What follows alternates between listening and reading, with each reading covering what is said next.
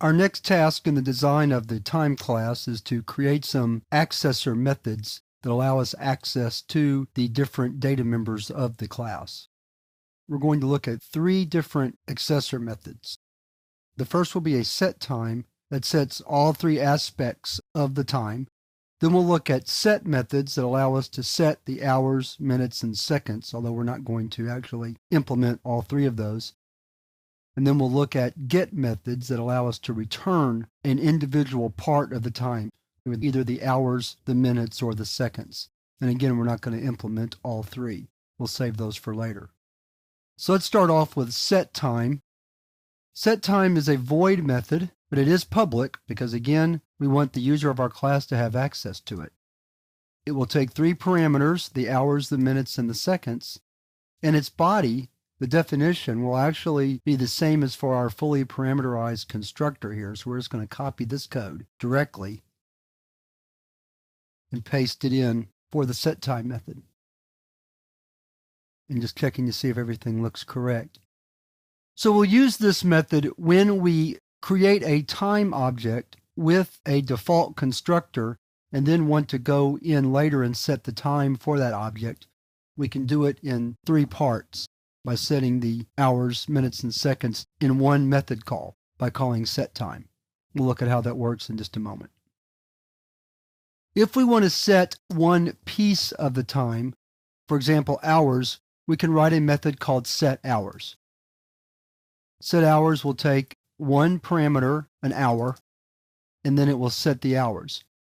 We can copy a piece of set time to make that work to save us a little typing, like so. And that should be all we need for set hours. You can implement set minutes and set seconds in the very same way. Now let's look at a get method. The get method will be a little bit different than the set methods because they are value returning methods. They're going to return an integer, either the hours, the minutes, or the seconds. These are very easy to implement because all you're doing is returning one data member from a class object, either the hours, the minutes, or the seconds. So the getters are very easy to implement.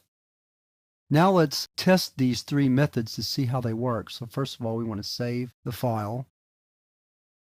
And then we want to compile. Everything should be good there. Now bring up our working program and let's start completely over again. Let's create the time with a default constructor. Then we'll set the time, like so. Then let's display it so we can see what we've got. Then let's set the hours to a different time. Then let's display it again. Again, just testing to make sure all this works correctly. And then let's return just the hour itself.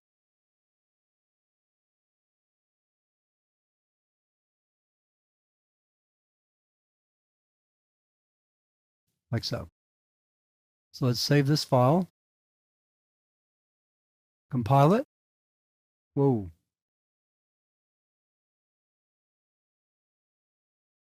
Try that again.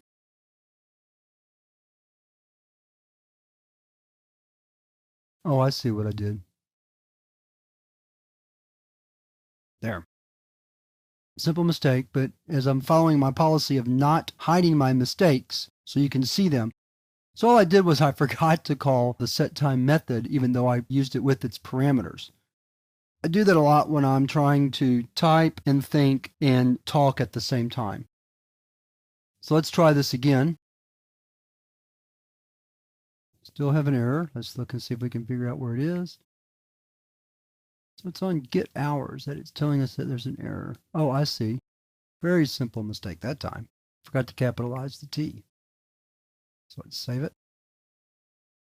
Many times your errors will be nothing more than typos. And you see with me, it's either typos or forgot to do something. So we set the time to 13:02. We display it. Then we change the hours to 15 and we display it and the hour is 15. So our set and get methods work just fine. Let's go back and look at the class definition real quick. And there they are. There's set time, there's set hours, and there's good hours. And again, I'll leave as an exercise for you to figure out how to implement those for minutes and seconds. But all you have to do is follow the pattern I've set here, and you shouldn't have any trouble getting those to work. So that wraps up this part of our implementation of the time class. What I want to do now is get away from just returning information and see how we can actually go about doing something functional with our time class. So we're going to look at implementing a method called increment that allows us to change the time in some manner. And we'll see that in the next lesson.